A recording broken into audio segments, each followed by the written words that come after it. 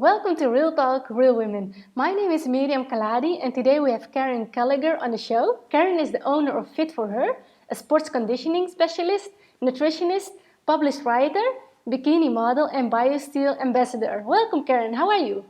I'm great, thank you. How are you? I'm fine. Thank you so much for your time. Absolutely. I'm really looking forward to it. Thank you. Great. So, Karen, today you are a leading fitness professional with an elite athletic background and over 18 years of experience. But how did you first get interested in healthy fitness? I guess it goes back years and years ago when I was a little girl. I've always been very active. I grew up on a farm. I was riding horses. I used to run a lot, and I used to be a competitive figure skater. So that was my first kind of avenue into health and fitness. And I used to skate probably about maybe 20, 25 hours a week. And that was pretty much my life when I was growing up. So that kind of got me into the health and fitness. And of course, I had to do a lot of off-ice conditioning, and there's a lot of nutrition components to it as well too. We had to be, fit and athletic and, very ready to go in terms of skating year round. So I was always constantly training and working out. So that's kind of how I got into it. And I guess in university, I started doing more like off-ice conditioning, and I did some training as well, and coaching for figure skating when I was in university, and that it just kind of snowballed from there. And I got into the gym more, and it just kind of I fell in love with it, and the rest is kind of history. Great, yes. Because my next question is about the skating. How did you go from competitive figure skating to the field of fitness and ending up competing at the Arnold Classic? I guess it was pretty much like I said, when I went to university, I found it hard to kind of juggle everything. And as many athletes know, it's very, very challenging to go from training 3 or 4 hours a day to doing completely nothing. So when I got to university, my workload at school kind of increased, and my time that I had available for skating became less. So I had to drop it, and I just found I was lost. I was lost without having that competitive edge. I was lost without having that, that fitness background and having that desire to train on a regular basis. And I probably went a year without training and without skating, and I didn't feel myself. I didn't feel empowered. I didn't feel strong. I didn't feel healthy, and just mentally I didn't feel good. So that's when I started getting into weight training, and after a couple of years of doing that, lots of people were coming up to me saying, "Oh wow, you should compete, you should compete." And I thought, what are they talking about? What's this competition stuff they're talking about? And so I started researching it a little bit more, and started following people. One of my biggest idols of all time is Monica Brandt, and I still look up to her. And I thought, you know what, yeah, maybe I can try this. And so I started doing some shows, and yeah, a couple of years ago, in 2010, went to the Arnold Classic. I was absolutely thrilled to go. I placed top 15, and that was just absolute dream come true. It was an amazing experience. Met amazing people and athletes, and yeah, I had just a great experience overall, for sure. Yeah, amazing. And I know that hard work, focus, dedication, and discipline are the cornerstones for your achievements. What would you consider the number one differentiating factor in achieving your success? I guess just the hard work and dedication, as you said. It's something, again, I'm very, very passionate about. So it may have came a little bit easier for me in that sense. I guess just the drive. I love that competitive edge. I love pushing myself. I love also too to inspire other people. So I found that the more I kind of put myself out there, and even to my clients, my own personal training clients, when they saw me doing this, it really inspired them as well too, to see their trainer doing this stuff. So for me, a lot of it came down to as well just inspiring other people, knowing that anybody can do this, and it just takes some focus and hard work and dedication, and whatever you put your mind to.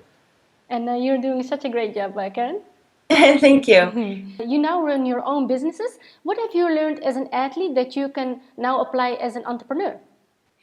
As an athlete, I guess there's so many different things. Like one thing, it's important. I think as an athlete, or as an individual athlete, or working on teams, it's something that you learn.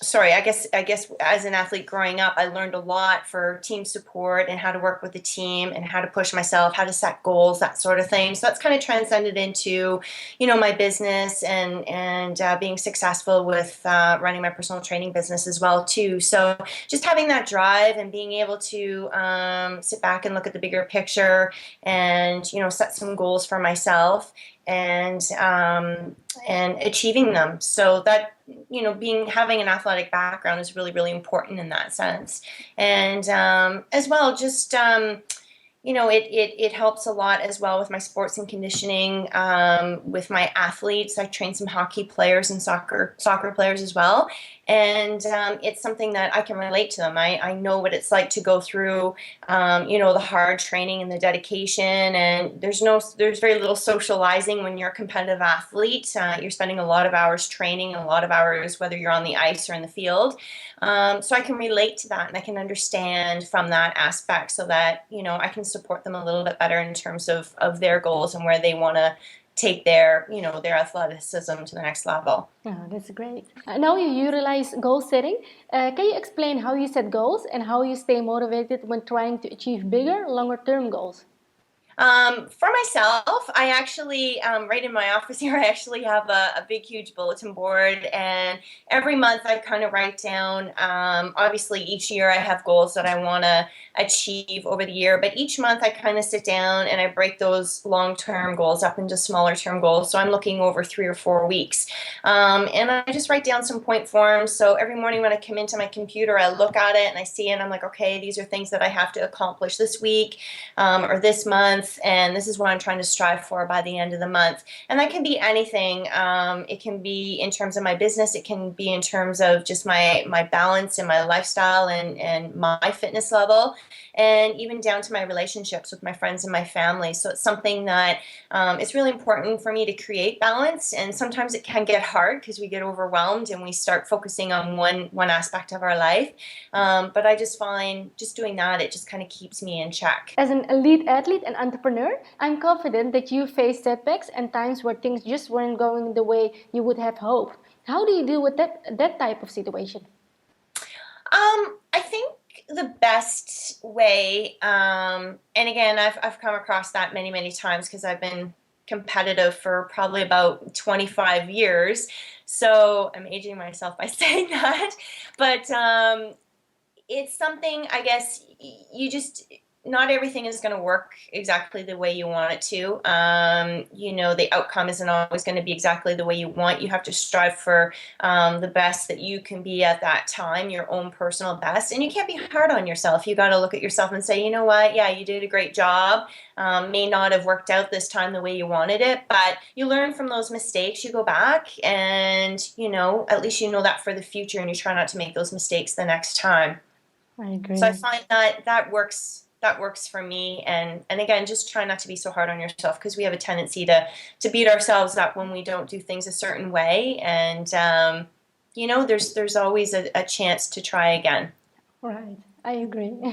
And over the years, you've helped hundreds of people experience transformations. What is the biggest lesson you've learned personally in this process? I guess the biggest thing for me that I've learned, I guess at this point in my life, is balance, and how important it is to create that, and not throwing all your eggs into one basket. I really, really, and I really try and teach my clients this, that it's not always about looking a certain way or being a certain weight. And the same goes with me as well. It's not always, being a certain level in terms of an athlete, even in business, but it's also about other things in life as well too, about your friendships, your relationships with your family, your spouse.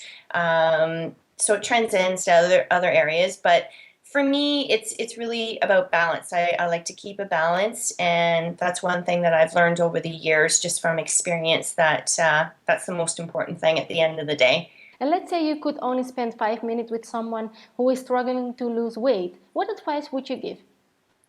Um, I think, and I get this question quite a bit, so you kind of have to say it all in a nutshell with people. But I think the biggest thing is just taking it day by day, one day at a time, baby steps. I think a lot of people just expect to be a certain way or lose a certain amount of weight, overnight, and it doesn't help. It doesn't happen that way. It takes time to achieve this. It takes time um, to actually set new goals and to achieve them, and new habits, new lifestyle habits.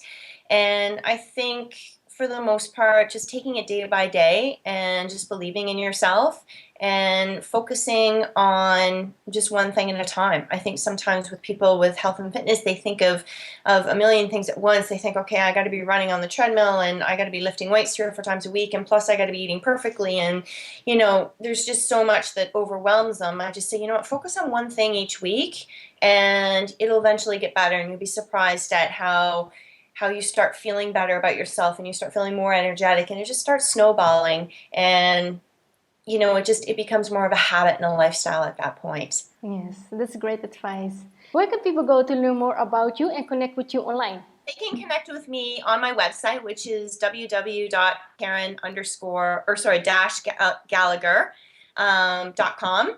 And I'm on Facebook as well, and Twitter and Instagram too. And you can access that all through my website. Great. And I will make sure to put your links below this video.